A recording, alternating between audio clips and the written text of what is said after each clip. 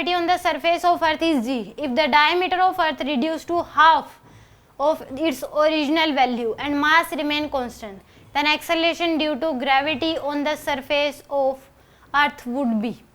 तो इसने कहा acceleration due to gravity on the surface of earth is g है.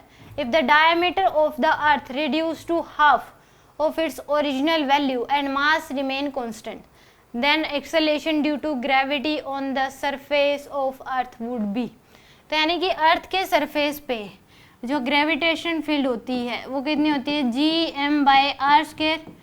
अब इसके में डेंसिटी की टर्म्स में अगर देखें, रेडियस क्या है, आर क्या है इसका रेडियस, तो डेंसिटी की टर्म्स में अगर देखें मास सेम रखा है, जी इक्वल टू क्या है, G M by R square है. ये आपके पास पहले डायमीटर जो है मान लो क्या था, पहले डायमीटर था डी के बराबर, तो रेडियस की वैल्यू क्या हो जाएगी, डी बाई टू. अब इसने कर दिया डायमीटर जो है वो क्या कर दिया, रिड्यूस टू हाफ.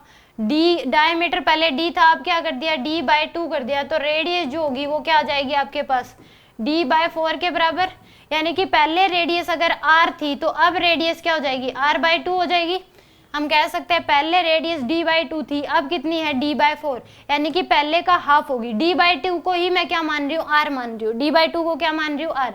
इनिशियली जो रेडियस था, इनिशियल डायमीटर था, यहाँ पे डी इनिशियल डायमीटर जो था वो क्या है, मान लो डी है, तो रेडियस जो होगी वो क्या हो जाएगी, D by two. D by two को मैं आर मान रही हूँ. अब डायमीटर जो है, फाइनल डायमीटर जो है वो क्या कर दिया, डी बाई टू, तो रेडियस क्या हो जाएगी, डी बाई फोर. यानी कि कितनी कर सकते हैं, डी बाई टू को आर माना है तो आर बाई टू हो जाएगी. तो जी की जो वैल्यू है वो क्या आ जाएगी आपके पास, ये तो इनिशियली थी आपके पास. अब जो जी डैश वो क्या आ जाएगा, जी एम बाय में आर बाई टू का स्क्वायर, यानी कि आर स्क्वायर इंटू में क्या आ जाएगा, फोर. तो फोर जी एम बाय में आर स्क्वायर, और ये जी है तो फोर इंटू जी के बराबर फोर जी आएगा. ए ऑप्शन क्या होगा इसमें करेक्ट होगा.